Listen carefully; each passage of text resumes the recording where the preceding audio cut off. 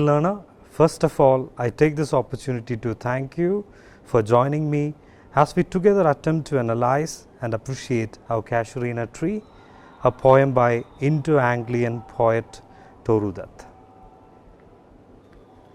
This lecture will talk briefly about the profile of Toru Dutt. Then we will be analyzing two major concepts in literature. One is Romanticism, the second one is Diaspora, and we'll try to use these concepts when we analyze the poem written by Toru Dutt, Our Casuarina Tree. Our Casuarina Tree is a poem published in 1881 by Toru Dutt, an Indian poet. In this poem, Toru Dutt celebrates the majesty of the Casuarina tree that she used to see by her window and remembers her happy childhood days spent under it and revives her memories with her beloved siblings. About the author, Toru Dutt was born in the year 1856 and died in the year 1877, and she was a Bengali translator and poet. She is seen as one of the founding figures of Anglo-Indian literature. Toru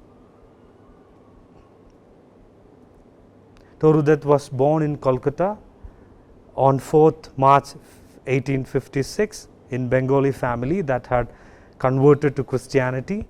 Toru was the youngest child of three after a sister Aru and her brother Abju.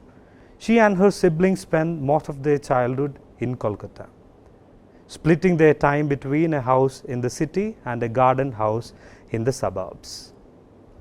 In 1869, when Dutt was 13, Dutt's family left India, making Dutt and her sister some of the first Bengali girls to travel by sea to Europe. The family spent 4 years living in Europe, 1 in France and 3 in England. They also visited Italy and Germany.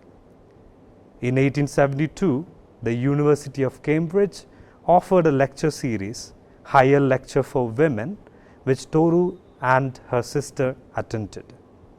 She was influenced by romantic poets like William Wordsworth, Coleridge, Shelley, Byron, Keats.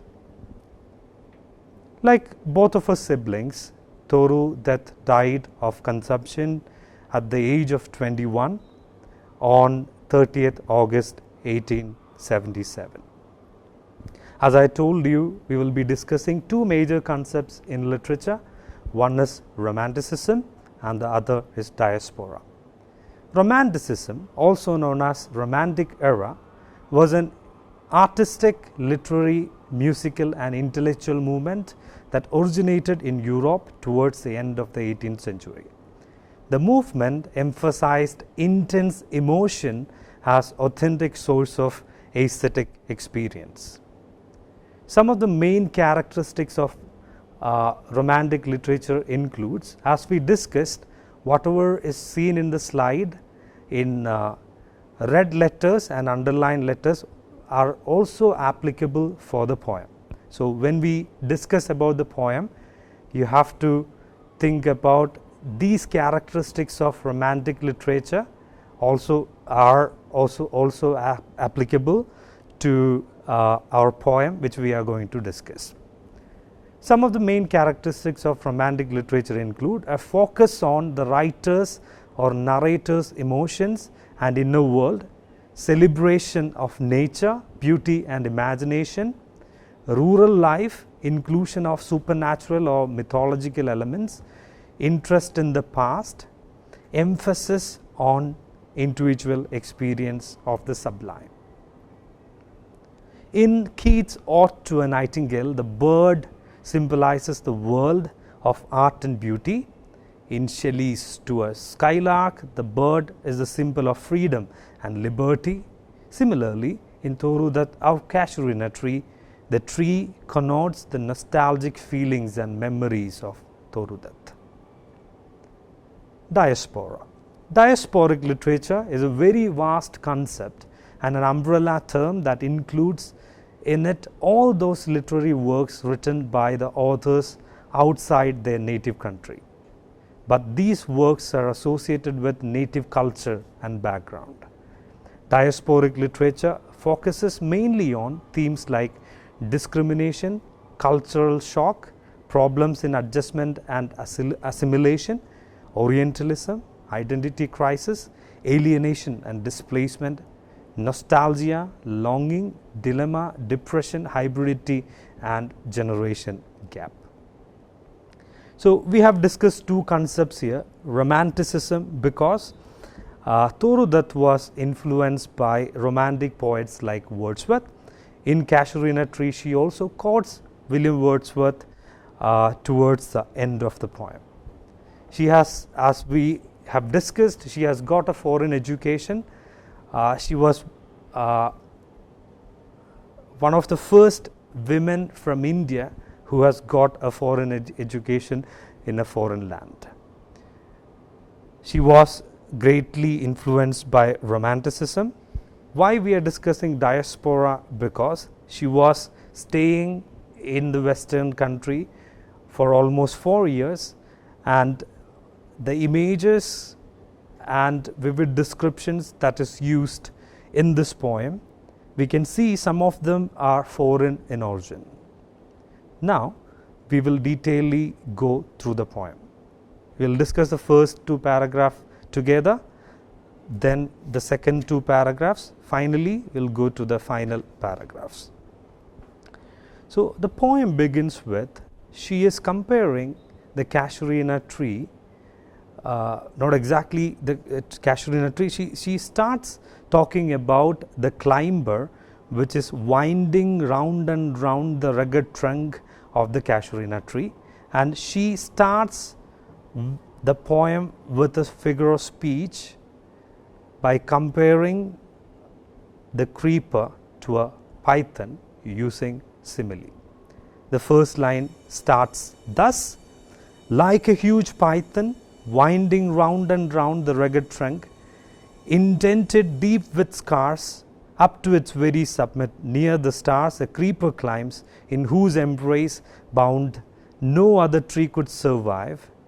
But gallantly the giant wears the scarf, and flowers are hung in crimson clusters, all the boughs among, whereon all day are gathered birds and bees, and oft at nights the garden overfloweth with one sweet song that seems to have no close, sung darkling from our tree while men repose.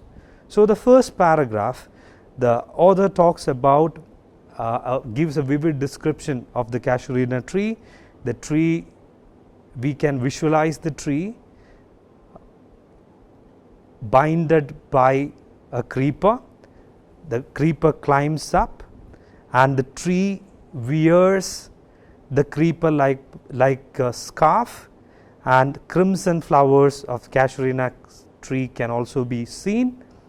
And the author feels that with the hard embrace of the creeper, no other tree can survive, but our dear Casuarina tree survived.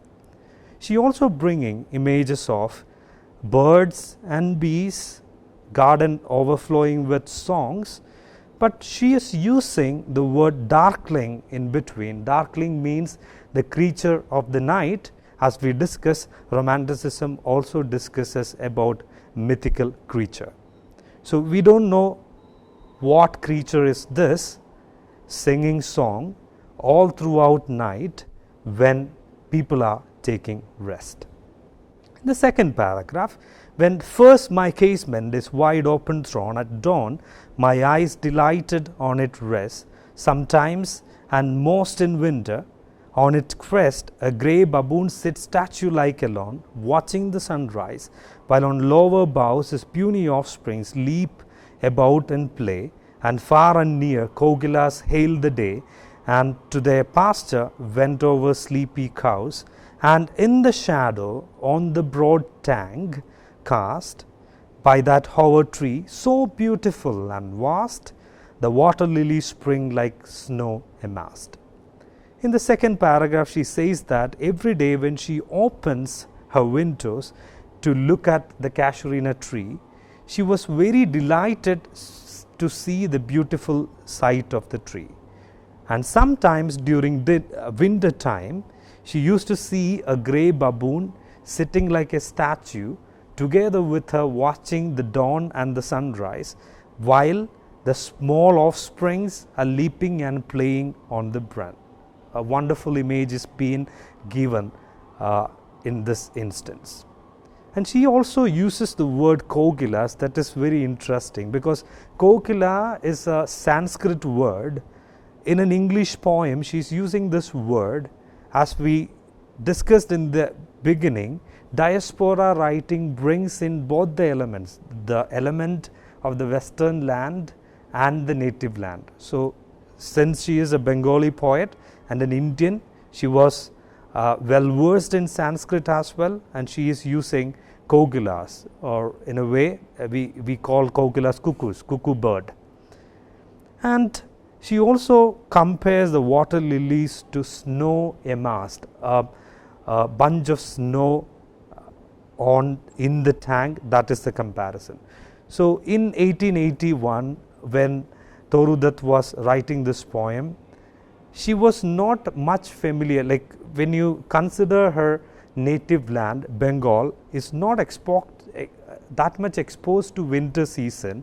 Snow is not a sight that we can experience in Bengal, but she is bringing in the concept of snow amassed only because she had an experience in a foreign land. She was there in France and England for 4 years, and she must have seen the hard winter season at that time. That's why water lilies are compared to snow. So we can see that both the east and west are amalgamated together in order to express, in order to narrate this poem.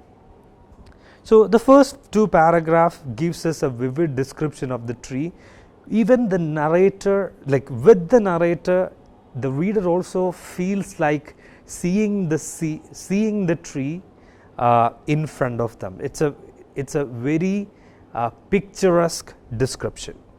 But in the 3rd paragraph, we realize that the author talks about her intention and why she is writing this poem. She says, "But not because of its magnificence, dear is the Casuarina to my soul. Beneath it we have played, though years may roll, O sweet companions, loud with love intense. For your sake shall the tree be ever dear. Blend with your images, it shall arise in memory, till the hot tears blind mine eyes. What is that dirge-like murmur that I hear, like the sea breaking on a shingle beach? It is the tree's lament, an airy speech that haply to the unknown land may reach. Unknown, yet well known to the eyes of faith, I have heard the wail far, far away in distant land, by many a sheltered bay where slumbered in his cave the water wraith, and the waves gently kiss the classic shore of France or Italy beneath the moon, where earth lay tranced in a dreamless swoon. And every time the music rose before mine inner vision rose a form sublime. Thy form, O tree, as in my happy prime, I saw thee in my own loud native clime." So here she says that it is not because of the beauty of the tree, the magnificence of the tree, I am writing a poem about this tree, but because of the memories I have shared underneath the tree with my siblings made me write this poem. She says that beneath the tree I was playing with my sweet companions years before, and when I think about them, tears blind mine eyes. So she is talking about a sense of loss there. So when you look at the biographical information of Toru Dutt, we can see 2 of her siblings have died even before her. She was like her siblings, died because of lung disease, and two of her siblings died before her. And the memory she shared with her siblings or her companions under that tree made her remember that tree, and that's why she is writing the poem. And in the next paragraph she says that unknown yet well known to the eyes of faith. She is talking about her native land, setting in a foreign land. At the same time, she is talking about the state of death. Even though it is unknown, she doesn't know where her siblings are, her dead friends are. It is unknown to her, but it is well known to her eyes of faith. She feels that she can feel and see them through her eyes of faith. And towards the end of this paragraph, she says that whenever I listen to the music, whenever the tree's voice reaches me, there arouses a sublime image, a form sublime, and she says that it is thy image, thy form, O my tree, as in my happy prime I saw thee in my own loud native clime. Native clime here refers to the native climate. So now we realize that the first two paragraphs are part of her dream. She is giving her dream to us, and the description is so vivid that we believe that she is directly observing the tree and explaining. But here in the third paragraph and fourth paragraph, it is something which comes to her dream, the sublime image of the tree. She thinks about the tree with tears in her eyes. Why? Because it reminds her of her siblings and relatives. So why we have to write, or we have to focus on art? People say that we have to focus on art, or why art is very important, because of art's ability to immortalize, ability to transform people's memory even after their death. A person paints a picture in order to keep his own essence in a painting, in a belief that he can this painting can stand the test of time. Same in the case of a sculpture, same in the case of a poem, same in the case of a movie as well. So they wanted to immortalize their feeling. So here the poet is trying to write a poem consecrating that to the tree, or dedicating that to the tree.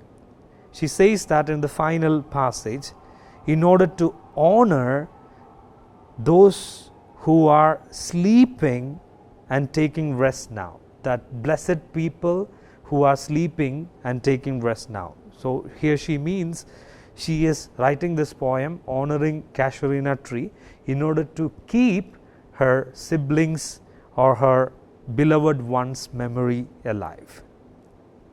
So she is quoting Wordsworth here. So two lines are being taken from The Trees of Borrowdale, Yew Trees of Borrowdale by William Wordsworth. She says that, dearer than life to me, alas vide, mayest thou be numbered when my days are done with deathless trees, like those in Borrowdale, under whose awful branches lingered pale fear, trembling hope, and death, and skeleton, and time the shadow. And though weak the verse that would thy beauty fain, or fain rehearse, may love defend thee from oblivion's course. So William Wordsworth years before has written a poem giving tribute to the yew trees of Borrowdale, and in that Wordsworth wanted to immortalize those trees. So he is trying to immortalize those trees in yew trees of Borrowdale, and he calls them deathless trees of Borrowdale. So she is using the same strategy here like Wordsworth. So we have already discussed how Romanticism influences her. Like Wordsworth, she wanted to immortalize the tree, though she feels that her verse is weaker than Wordsworth. So when she compares herself to Wordsworth, she feels that her verse is weaker. She says that, and though weak the verse, I wanted to write a poem to consecrate you, dear tree. So may my love defend thee from oblivion's curse. Oblivion's curse means complete forgetfulness. So by writing this poem, Torudutt really wanted to make sure that the tree's memory is transferred through the poem, and through that her siblings' memories are also transferred. So feelings and forms, matters and manners compares both the East and the West in form, similar to Romantic and Victorian in theme, Indian in body and soul. We can see or we can enjoy this poem. Thank you very much.